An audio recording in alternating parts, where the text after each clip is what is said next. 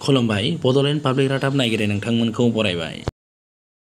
Historic day for both Bodoland and for Apollo diagnostic आज आम start करूँ Apollo diagnostic full fledged laboratory कोकराझारत। तो आमार एक्चुअली यार जो प्रमोटर आछे मिस्टर देरा तार एक सपन आছিলে लास्ट 4 बছৰ धरि ताक चिनि पाওঁ आमी। तो तार एक सपन आছিলে जे इयाते एक world class diagnostic centre requirement आछे। सो हेई वर्ल्ड क्लास डायग्नोस्टिक सेंटर रिक्वायरमेंटर कारणे बहुत प्रचेष्टा करिছে मिस्टर डेरा और तारपिছত आमी एतिया एपोलो डायग्नोस्टिक लॉन्च करिब पारिছোঁ। इयाते आमार एपोलो ग्रुपर 40 इयर्सर लिगेसी इंक्लूडेड आछे। सो द 40 इयर्स धरि आमी जितु एक्सपिरियेन्स पाइছোঁ in the field of health care हेई आमी जितु बेटारमेंट बस्तु जितु पाइছোঁ हेतु आमी इयाते इम्प्लिमेंट करिम। इयाते आमार biochemistry haematology clinical path serology more than 3500 टेस्टर आमी सार्विस দিব পাৰিম। और नट ओनली दैट इयाते एटा मेशिन्स आमी क्वालिटी एक्सटार्नल क्वालिटी और इंटरनल क्वालिटी चेक है। सो क्वालिटी लै एको डाउट नाথাকে इयाते because each and every sample are barcoded they are been separated and then it has been tested with quality हेतु कब विचारि आছিলোঁ। एपोलो डायग्नोस्टिक सेंटर अपनी उद्बोधन करिले कि खुलुमबाय नमस्कार। आज कोकराझारत एपोलो डायग्नोस्टिक सेंटर এটা মুকলি কৰা হৈছে। ইয়াত কোকৰাঝাৰৰ মানে মাজমজিয়াতে আমি জানো যে আমাৰ নামনি অসমত এনে ধৰণৰ উন্নত চিকিৎসা ব্যৱস্থাৰ ক্ষেত্ৰত ডায়গনষ্টিক সেন্টাৰ তেনেকৈ নাছিলে। আমি সকলোৱে জানো যে এপলো বুলি ক'লে এপলো হস্পিটেল বা এপলো ডায়গনষ্টিক সেন্টাৰ এপলো ইনফৰমেশ্যন সেন্টাৰ বুলি ক'লে আমাৰ সকলোৱে মানে এইটো জ্ঞাত যে এপলো হস্পিটেলৰ ট্ৰিটমেণ্ট বা ডায়গনষ্টিছ বহুত মানে ভাল হয়।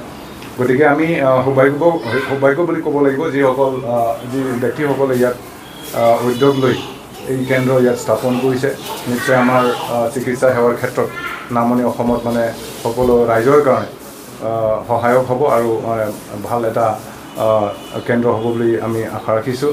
ইয়াৰে আজি এই উদ্বোধনী অনুষ্ঠানত আহি পেলাই মই নথৈ আনন্দিত হৈছোঁ আৰু আশা কৰিছোঁ যে মানে ইয়াৰ যিসকল উদ্যোক্তাসকল আছে বা স্বত্বাধিকাৰীসকল আছে তেখেতসকল মানে পৰৱৰ্তী সময়ত মানে আগলৈ আগুৱাই নিব আৰু মানে ৰাইজক মানে একিউৰেট আৰু ভাল ডায়গনষ্টিছ কৰি পেলাই যাতে এই ভাল স্বাস্থ্য যত্ন কৰা বা আমাৰ চিকিৎসাৰ ক্ষেত্ৰত সহায় কৰিব বুলি আমি আশা ৰাখিছোঁ আৰু মই তেখেতসকললৈ মানে আন্তৰিক ধন্যবাদ জ্ঞাপন কৰিছোঁ।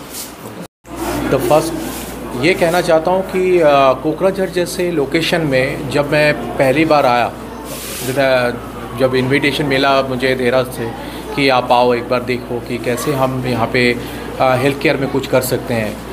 सो दैट टाइम जब मैंने यहाँ पे रखा तो यहाँ पे देखा मैंने कि कोई भी नेशनल रेफरेंस लेबोरेटरी कोई नहीं है जो हेल्थ केयर में पर्टिकुलरली क्लिनिकल डायग्नोस्टिक्स जो पार्ट है उसको सर्व करने के लिए।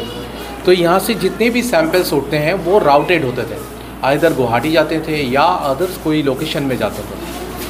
सो उसके बाद मैंने सोचा कि क्यों ना कोकराझार में ही हम लोग एक लैब इस्टेब्लिश करें, फिर उसके बाद धीरे धीरे we can provide the additional services health care related services because Apollo का कंप्लीट इकोसिस्टम है। अभी हम डायग्नोस्टिक सर्विस ला रहे हैं, इसके बाद एपोलो की जितने भी पोर्टफोलियो है वो भी आगे आगे सोचेंगे कोकराझार के बारे में।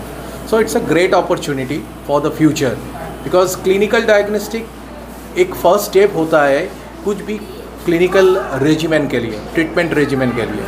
सो this is the first initiative. I think we should get a better success rate here, okay, and we can serve the community.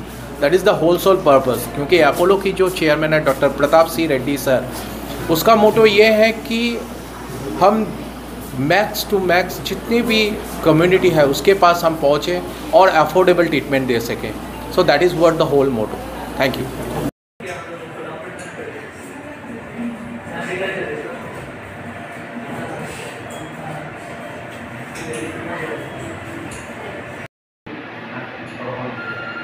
আমি